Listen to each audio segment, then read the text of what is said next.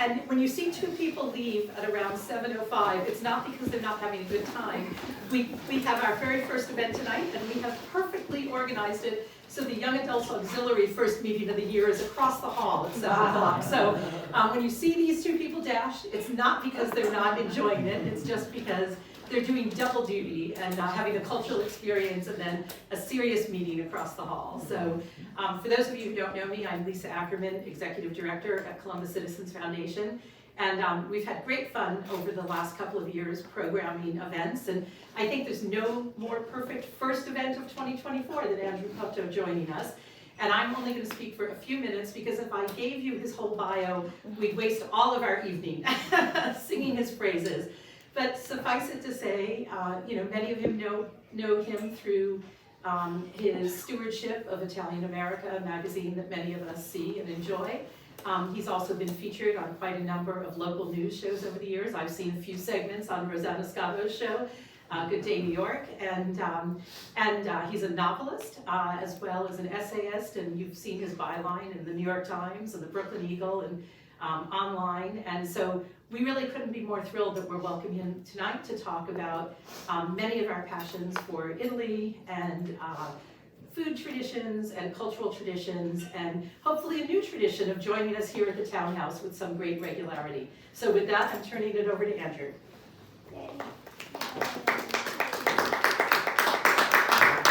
Thank you, Lisa. I'm free next week. Come back anytime? Every Thursday, the rest of my life, I think I'm free, so you just say the word.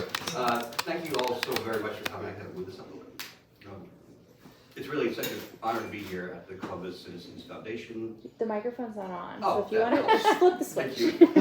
That's what we have people in the back of the room. Now. Now I'm like talking like shafts. So thank you all for coming out tonight. I know going out to events is really hard to do, especially this time of year where it's so gloomy. I'm deeply appreciative of you making the effort to come here. I'm also really honored to be here at the Columbus Citizens Foundation. I've been here the idea for this event came to me while I was watching my friend Carla Gambestia have an event here. I was in the back of the room where Mariana's sitting now, thinking I should have an event here, and now it's come to fruition. I'm really thrilled about that. I know Rosella's had events here. I've been here for other things where I met Mariana. So I feel like this place is really becoming a place where I feel comfortable, and I hope to return. And it's an honor to be in this situation because it's such an established and esteemed institution. So thank you, Lisa, so much for arranging all this. I'm going to dedicate this presentation tonight to my father. He passed away 2 weeks ago, and it's been a brutal 2 weeks for other reasons as well. But it's something that I want to pay homage to him because obviously I wouldn't be here if it wasn't for him in a very general and banal sense. But I also wouldn't be here tonight speaking to you if it wasn't for him. Not because of his flair with Italian food, but because he was a risk taker. He did things that people thought he was crazy for doing, and he did them often. And growing up, I wasn't crazy about that. It complicated my life to no end. People think that I'm a New Jersey kid with family in the city, and Italian American. That's all true. But between the ages of 12 and 22, I lived in 5 different places because of his adventuring.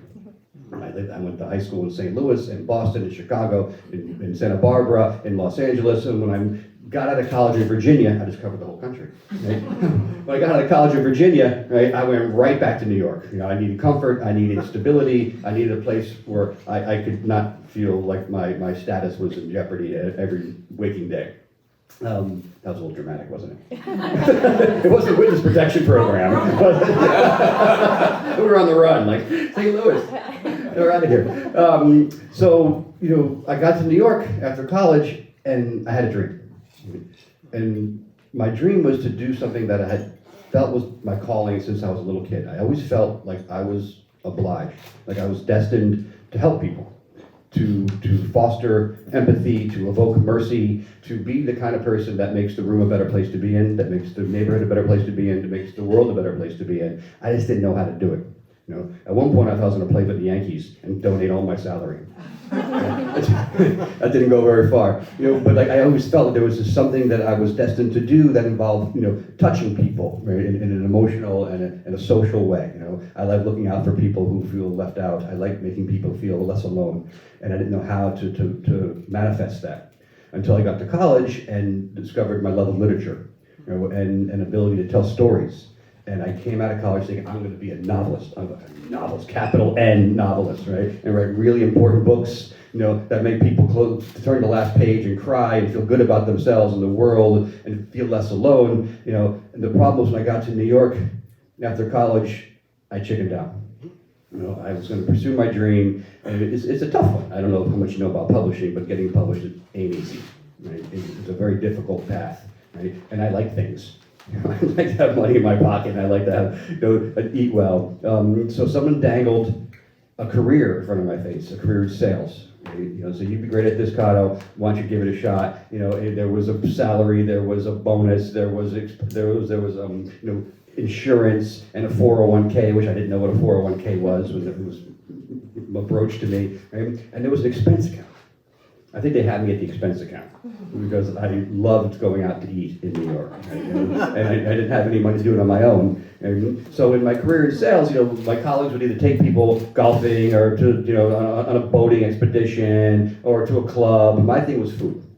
I knew food. I knew food, Italian food in particular, right? I grew up in an Italian-American family, right? Every Sunday was my grandfather's house, no excuse, right? No soccer game, no birthday party, no illness short of hospitalization, right? That kept you from Nani and Nano's house on Sunday, and it was an all-day affair with the whole family, right? You got there at 11, you left after dinner, right? I joke that, I eat Italian food every day and twice on Sunday, because that's what we did. Right? And I love those memories. When I moved, those are the things I missed the most, besides my friends, right? Was those times with my family on Sunday around the table, right? Particularly because, yes, I love food, but it also connected me with that feeling I love of community, right? Of being with people that I care about and doing something important, right? Some people make puzzles, I guess, right? They play board games, right? We like to cook and eat, together. And that, to me, is the most important place in the world. That table, right, is my church, right?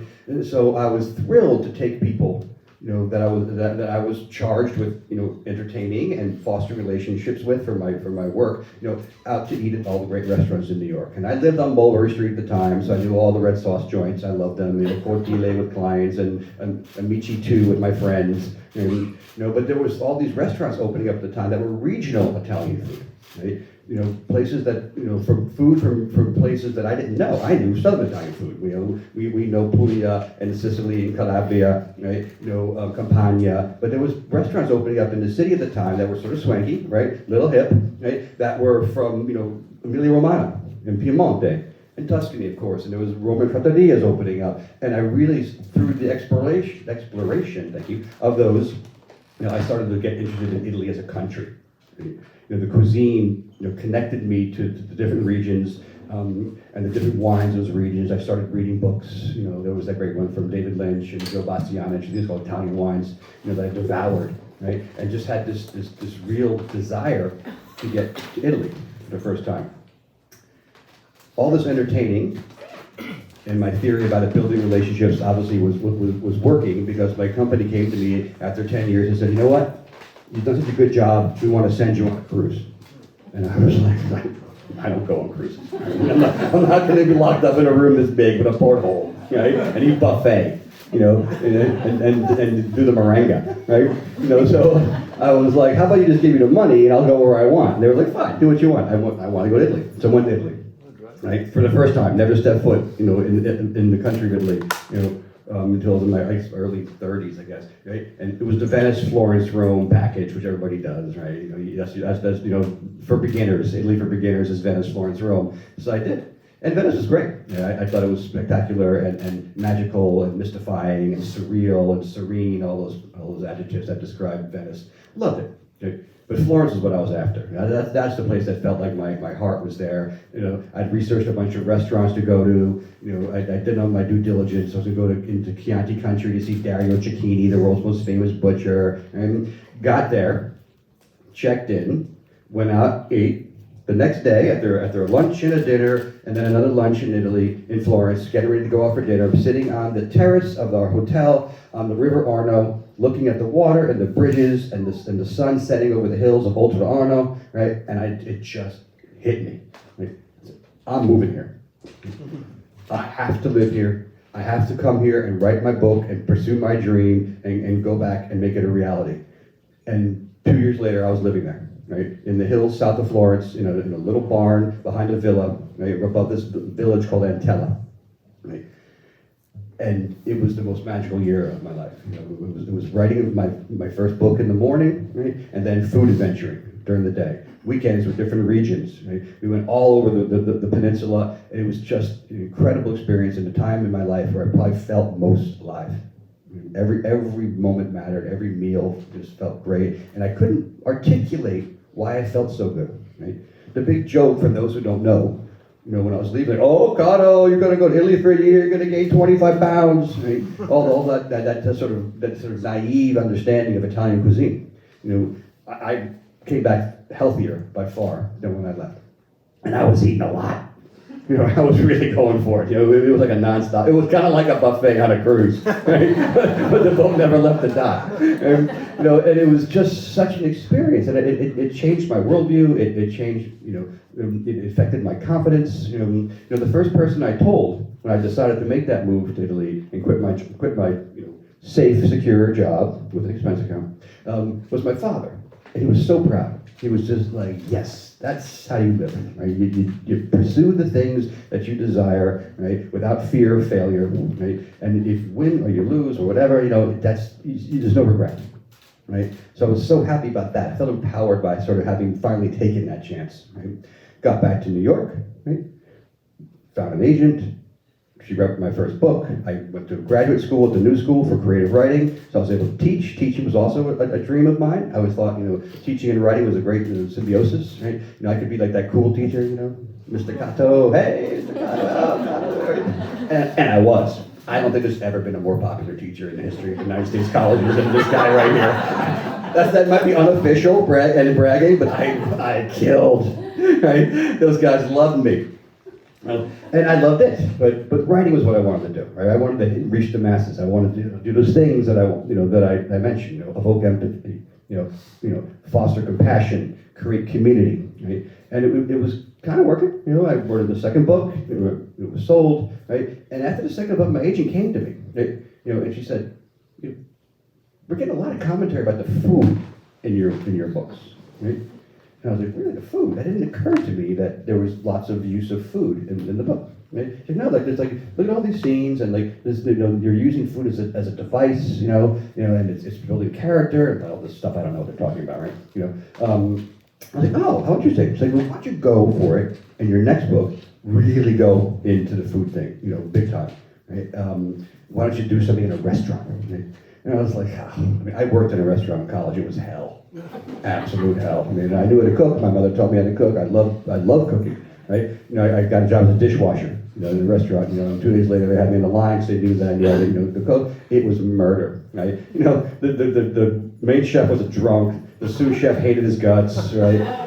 Everybody was sleeping. Everybody in the kitchen, all the waiters. It was just hell. So I was like, no, I'm not going to do the restaurant book. Thank you. But I thought, of course, duh. How about an American who goes to Italy and falls in love with the country? It sounded familiar. I already had basically the bones of the story had already been written, right? You're blocking my Instagram, brother. I'm sorry. No problem.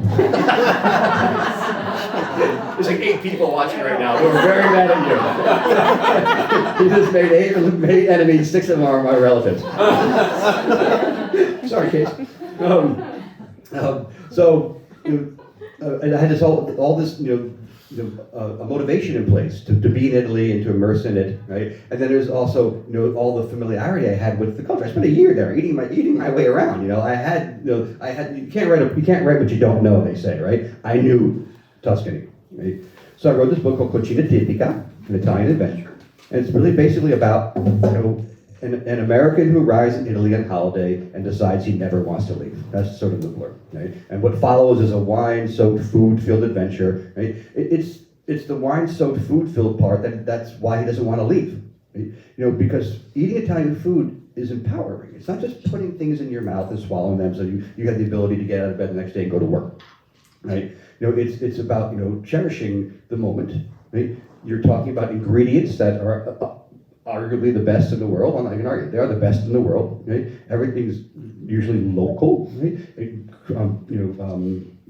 Raised with great care, right? They take care of their animals, right? They treat, they cherish them and take care of the produce, the fruits and vegetables, etc. It's all the best there possibly can be. And yes, Italy has a great home field advantage, right? That peninsula right there in Europe, with seas on both sides and mountains, is really, and volcanic soil. I mean, it's an advantage for sure, right? But they take full advantage of that, right? And this character, who's a disheartened American, right, realizes that, and he loves to eat. He's got a great palate, right? He realizes it like immediately that this is a place where he can achieve wellness, right, through food, right, and drink and community, right? And he thinks there's nothing else more important than that. And the best part about it is that in Italy, it's accessible, right? Eating well in Italy is not a privilege, right? It's a right. There's lots of jokes in the book about, what does it cost in New York? Right? Can you imagine if we had this in New York, right? It's like, it's not, for most people, it's funny. It is, it's a good joke, right? But it's not, it's reality that these really things that we consider precious here in Italy are prosaic. Right? We consider precious here in New York are prosaic. I blew that line. It was my best line. But the point's made, right? Thank you.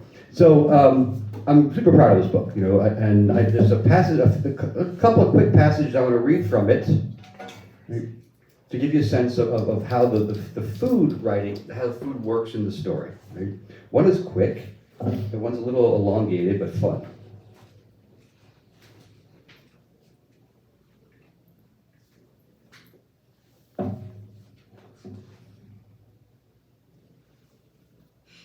So the character is named Jacoby. His fiancée, in the beginning of the book at least, is Claire. And they just arrived in Italy for their excursion. They land in the south of France and drive to the Italian Riviera. They stay in the region of Liguria in a town called Rapallo.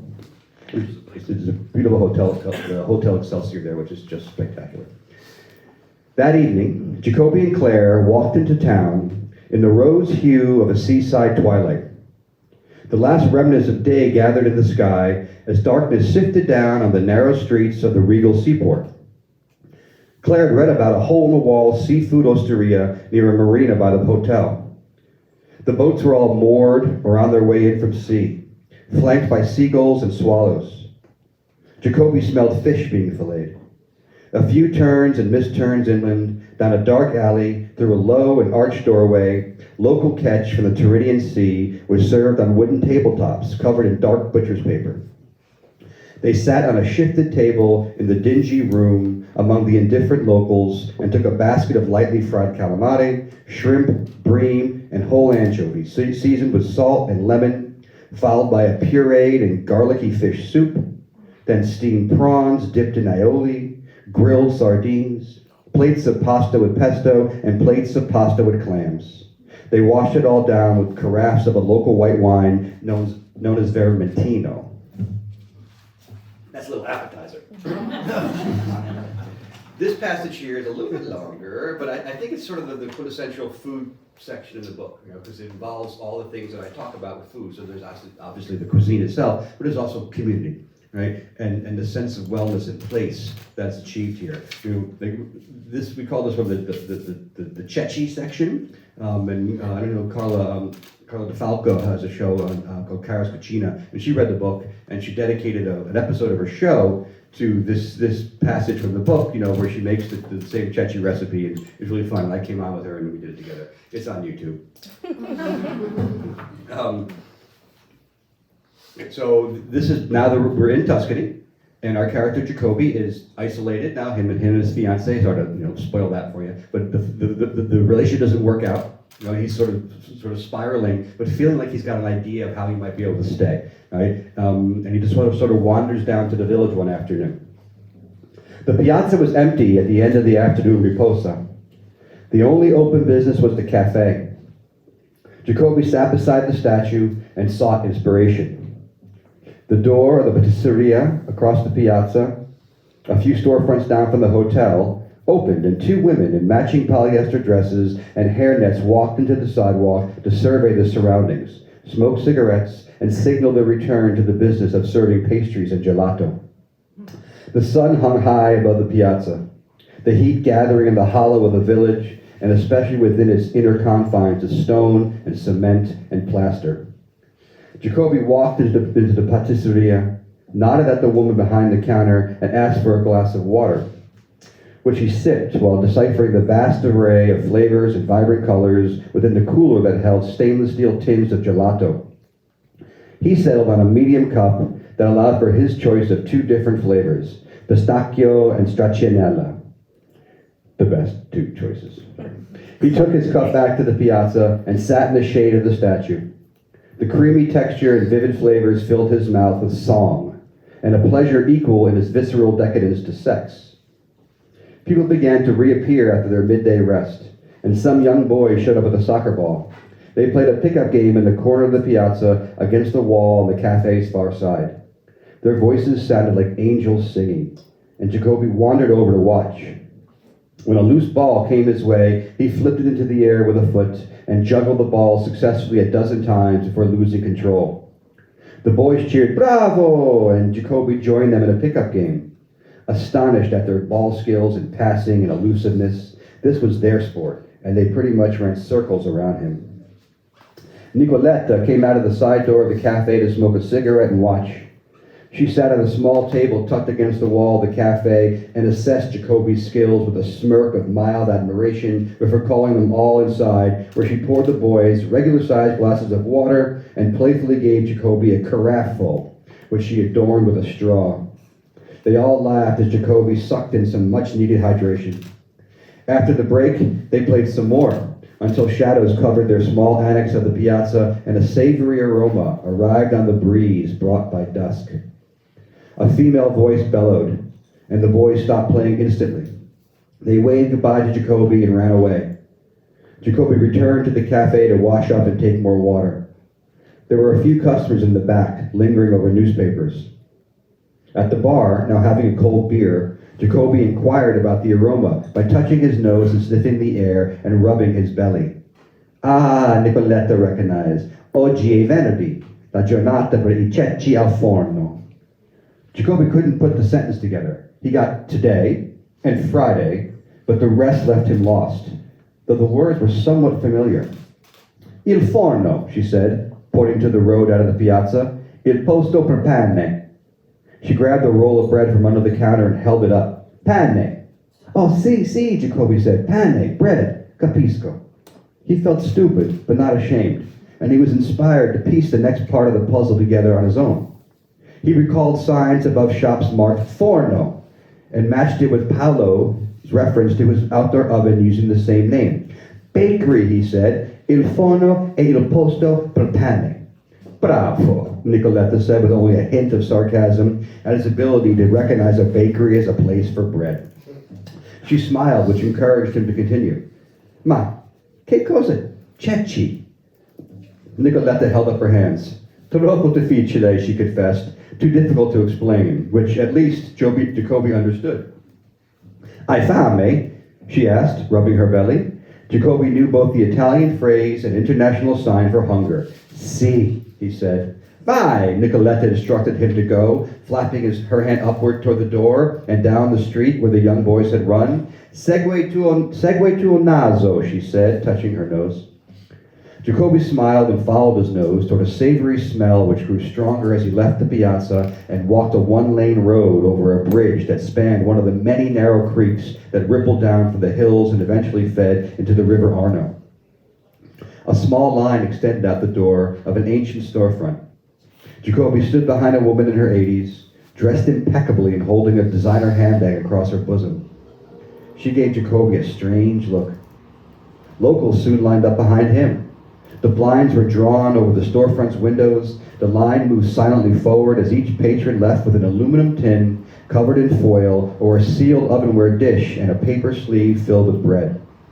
Jacoby could figure out the contents of the sleeve, but the products on the tins or dishes had him puzzled and desperately curious to identify the aroma, since it was now so profound yet unidentifiable. He could feel the warmth from inside the shop, inspired by the cooking.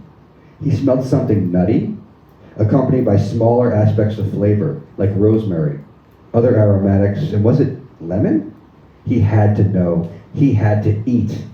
Upon the doorway, Jacoby peered over heads of old Italians, afraid to speak but desperate for knowledge.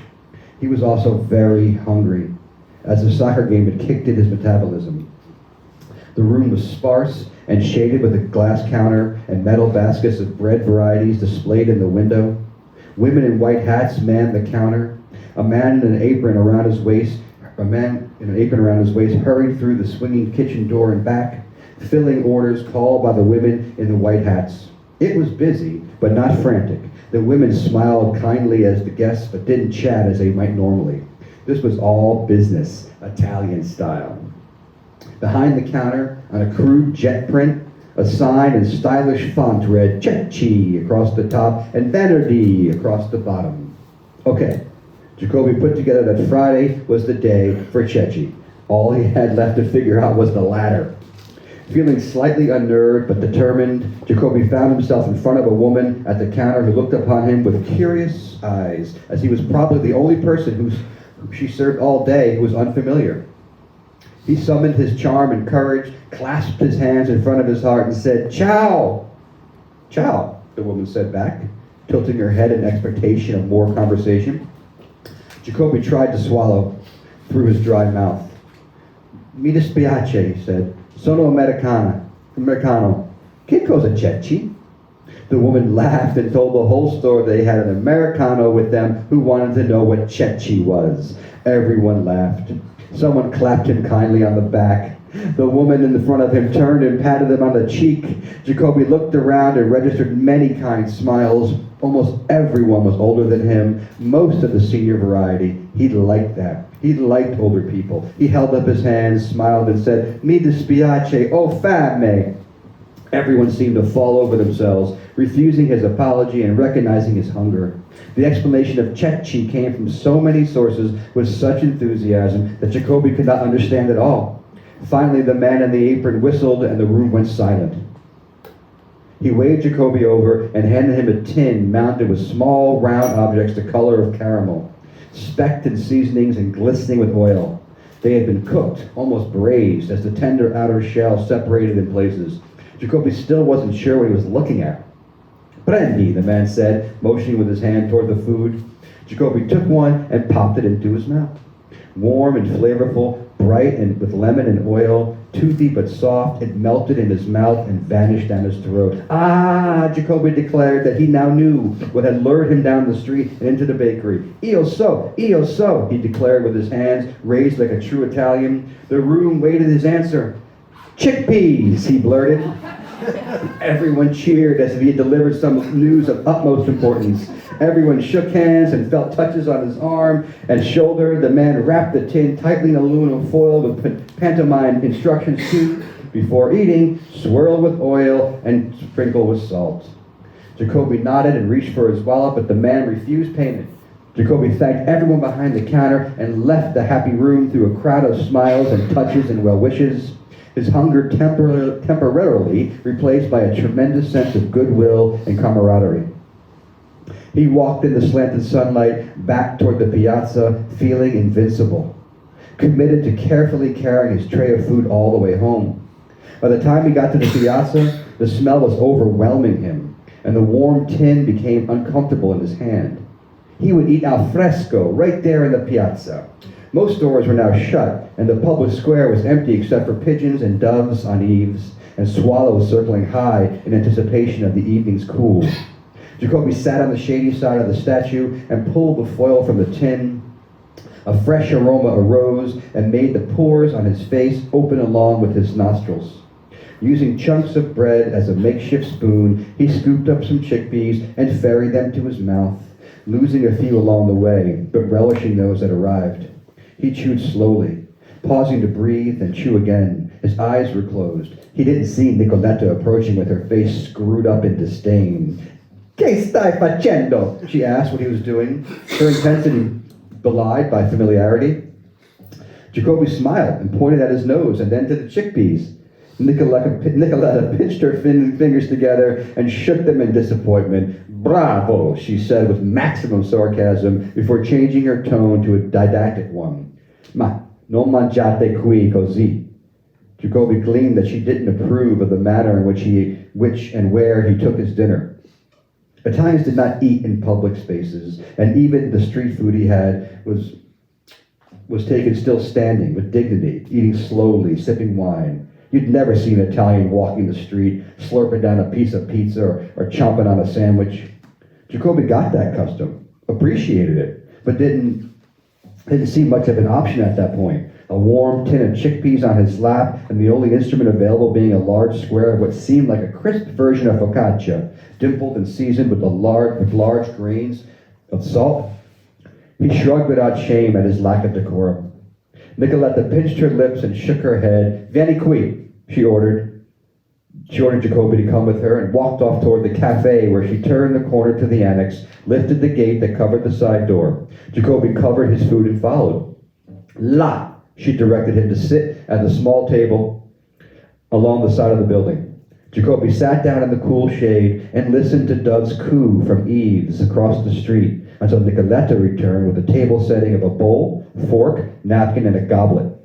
She set them in place and returned inside for a bottle of oil, a small ramekin of salt, and a bottle of wine with a cork in the top. She set them in front of Jacoby and motioned for him to proceed as if on his own. Jacoby swirled some faint green oil over the chickpeas and anointed with a large pinch of salt. His hostess nodded and brought the oil and salt back inside. Upon return, she shuttered the gate and pulled the cork from the bottle of red. Jacoby assumed it came from behind the bar as one used to serve those who ordered by the glass. "Buon appetito, Americano," she declared. She clapped her hands twice and began to walk away. "Aspetta," Jacoby asked her to wait. He couldn't find the words to invite her company, so he motioned toward the food at the table. "Non grazie, Americano," she said, smiling with anticipation. "Ho un appuntamento." Jacoby gathered that she had plans. "Ma," Jacoby muttered, gesturing toward the table setting. "Lascia," she said, "per domani." Jacoby nodded, happy to understand that she wanted him to leave the things for tomorrow, and how unlikely that would happen in America. "Ciao," she said and hurried off. "Ciao," Jacoby called before tucking into his plate of oven-baked chickpeas that tasted as flavorful as anything he'd ever eaten. Washing the legumes and bread down with the local red wine as he sat in the cool shadows of his own private dining terrace on a Friday night in a silent village as twilight settled upon him in what felt like the most important place in all of the world. That's the chickpea scene. It's on YouTube. So that there's apparently it's been pointed out to me by a blogger from Milan that there's 26 different food scenes in Cucina Tipica. Her name is Elizabeth Jones. She documented them all on a blog post, and there's 26 scenes, and they're not all that long. Don't worry. But it's a really important part of the book because the entire thematic relevance of the book is built upon those scenes, right? And moves the plot along, and it's fun, right?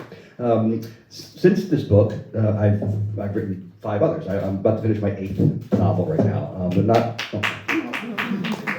Excuse me. We never saw it coming, Cotto. We never saw it coming. And they all have food in them. The sequel to this has just as much as this, but the food is just the thing that I realize is my device. Right? So I want to evoke mercy, empathy, etc. Create community. I thought I'd do it through some really dramatic novel, where big things happen and maybe there's a sword fight or something. I don't know. Right? But food is that device for me. Around the time when it was pointed out to me, where are you guys going? Yeah, bring them over here. I know, sorry about that. I'm sorry, Christina. See, have fun with the young adults. Around the same time when it was pointed out to me that my novels had food in them, it was also suggested that I take a road towards journalism and start writing about food in newspapers and magazines in order to help, broaden my platform. Right? I was connected with the New York Times. I began writing a column for them called Neighborhood Joint, which is a really great small profile of a mom and pop shop. Right? And not surprisingly, most of the ones I did were Italian, right? But not exclusively. But it was through that pursuit that I started recognizing that it's also the people behind food that I enjoy most. Yes, I love this plate of cacio pepe that someone made for me. If it's made by someone that I like, right, and truly cares about what they're doing, it tastes better. Right? So the stories behind people who dedicate their lives to feeding other people became a real passion of mine. And I started writing really rather extensively, for various publications about food. Italian food in particular, and not just explaining every single morsel and doing all that food porn business, whatever that's about, right? But like talking about the love that supports it, buttresses it. And this adventure in food writing, whether it's Men's Journal and Rachel Ray's magazine, and so recipes for Relish, which is part of Parade, and it was really like during the pandemic, that it occurred to me, as I buried myself in Italian food during the pandemic, and I ate my way out. It was just like I had to sort of be around it. That its importance, to me as a human being who emphasizes wellness. That Italian food was absolutely the most clear path towards that. Right. I started writing at the time rather extensively for La Cucina Italiana, right? The Bible of Italian food in America, of course in Italy too, right? My managing editor, Richard Martin, who's sitting here, was a great partner in that pursuit, right? And he would let me tell stories about people, right, who made Italian food. As opposed to like, here's the 5 best tiramisu, which, I love those too, right? Don't get me wrong, the roundups are important, and now being in publishing, I know they're really important, right? But that's not my gig, right? I like to write about human beings who made the tiramisu. So I was really immersed in that. I was also like doing like weekly Facebook and Instagram readings from my home, right? Where every Saturday night I would read a passage from one of my books that had food in it. Then I'd make the food. Right? That was just detailed. So I would be making cecchi tonight if we were doing that. Is there a kitchen here, Lisa? Okay, I gotta make a little cecchi tonight. How's your cupboard? Well, I'll have to go ask Alex. I can't tell him what to do. He's a chef. Okay. All right. Great. I'll talk to him. Right. So, I was doing these things, and just the other day, someone said to me, I love those things you did on Facebook and Instagram back in the pandemic. They really got me through the week, So it was that sort of connection was really starting to come to the forefront for me. Right? And then La Cucina Italiana folded their USA operation. Right? And I remember Richard telling me, and I was like, what? What do I do now? He's like, go take your story somewhere else. So I tried. Right? But people didn't want my Italian food stories, right? They'll take the tiramisu roundup, sure. Right? But the story about this couple who moves from Italy to America to open a restaurant, right? On the dawn of the pandemic, no one cared. They didn't care about it, right? Well, some people care, but not enough for me to make a living, right? So I went back to Richard. It's like, look, I'm not an entrepreneur. I'm not a risk taker, but I've done it before, right? And I was thinking of my father. Why don't you and I start our own company, our own magazine? Right? And then we gave birth to Appetito magazine. Right? We were almost heading towards our first year in publication. Right? And it's going really well. If you all want to subscribe, we'd appreciate that. www.appetitomagazine.com. Richard's actually got a little iPad right now. You can sign up right here. And the fun part about it is that it's completely validating the things that I dreamed of myself doing. I didn't dream of myself of being an Italian magazine publisher. Right? I dreamed of myself of finding a community of people who I respect and like and share a passion with. Right? And that combined effort is really the biggest success that we have. Right? We have an emphasis on wellness. Mariana Mayor, in the back of the room, is our sort of wellness expert. Not sort of, she's our wellness expert. And she writes articles for us about that. So we're really focusing on things that are not just like recipes, though we love recipes, right? And stories. And we're covering the entire gamut of it, in a way that I think is wholly unique, right? And beneficial to everyone. And I think the evidence in that, to me, was always there, right? But I have to say, the last 2 weeks, have been brutal for me in many ways. Right? I've been contacted by many people I know in my life. This particular community, people who I've probably not known particularly for long, many of them very long, has been so incredibly supportive, right? Because it's the kind of community that attracts people who genuinely care about other people. Someone brought me focaccia. Right? I got focaccia right there on the thing. I should eat some chickpeas with the focaccia. Right? I got a box yesterday from Kimberly Fisher of soups and rolls. It was like I was about to cry. And it's just the notes and the phone calls and the genuine care. About what I'm going through right now. It's been so touching, right, in many ways, and necessary, but also like validating most, and I'm certain, that my father is proud of what I'm doing and who I am and who I surround myself with, and it's really, and the fact that I get to actuate that through my work as a writer is really a dream come true. So thank you.